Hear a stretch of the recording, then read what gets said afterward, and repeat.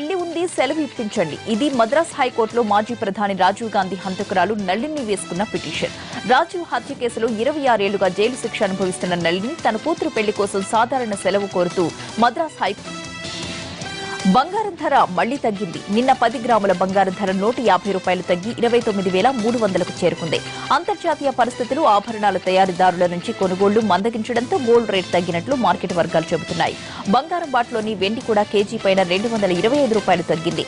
నిన్న మార్కెట్లో కేజీ వెండి 39,150 రూపాయలుగా ఉంది. పారిశ్రామిక వర్గాలు నాణాల తయారీదారుల నుంచి కొనుగోళ్లు తగ్గడంతో వెండి ధర పడిపోయినట్లుగా ట్రేడర్స్ చెబుతున్నారు.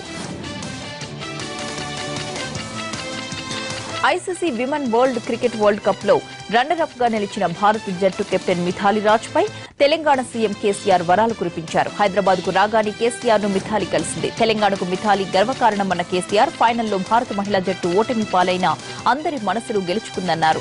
ప్రతికూల పరిస్థితుల్లో కూడా జట్టును లీడ్ చేసినందుకు గాను ఆమెకు ₹1,00,00,000 నజరానా ప్రకటించారు. అలాగే బంజారాహిల్స్ లో 600 గజాల స్థలాన్ని కూడా కేటాయించారు. మిథాలీ కోచ్ మూర్తికి ₹25 లక్షల ఇవ్వాలని కేసీఆర్ నిర్ణయించారు. Women cricket team captain Mithali Raj కు ఘోర అవమానం జరిగింది. వరల్డ్ కప్ లో ఇండియా టీంను రన్నర్ అప్ గా నిలబెట్టిన కెప్టెన్ ని హైదరాబాద్ క్రికెట్ అసోసియేషన్ ఏమాత్రం పట్టించుకోలేదు. శంషాబాద్ ఎయిర్పోర్ట్ కు చేరుకున్న మిథాలీకి స్వాగతం పలకడానికి తెలంగాణ స్పోర్ట్స్ అథారిటీ అధికారులు వచ్చారు. అటు రంజీ క్రికెటర్లు పెద్ద ఎత్తున వచ్చి వెల్కమ్ పలికారు. క్రికెట్ అభిమానులైతే ఘన స్వాగతం పలికారు. కానీ అందరికన్నా ముందు ఉండాల్సిన హైదరాబాద్ క్రికెట్ అసోసియేషన్ సభ్యులు మాత్రం పత్తా లేకుండా పోయారు.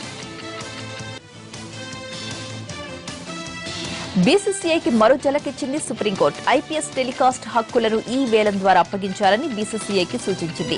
దీనికి సంబంధించి బీసీసీఐకి నోటీసులు ఇచ్చిన సుప్రీం త్వరగా సమాధానం ఇవ్వాలని ఆదేశించింది. ఈ టెండర్ ద్వారా ప్రసార హక్కులను ఇవ్వడమే సరైన విధానమని బీజేపీ నేత సుబ్రహ్మణ్య స్వామి సుప్రీంకోర్టులో పిల్ వేశారు. సుమారు 30,000 కోట్లు విలువ చేసే ఐపీఎల్ మీడియా హక్కులను సాధారణ పద్ధతిలో కేటాయించడం సబబు కాదని ఆయన పిల్లో పేర్కొన్నారు. దీనిపై విచారణ జరిపిన సుప్రీంకోర్టు బీసీసీఐకి నోటీసు ఇచ్చింది.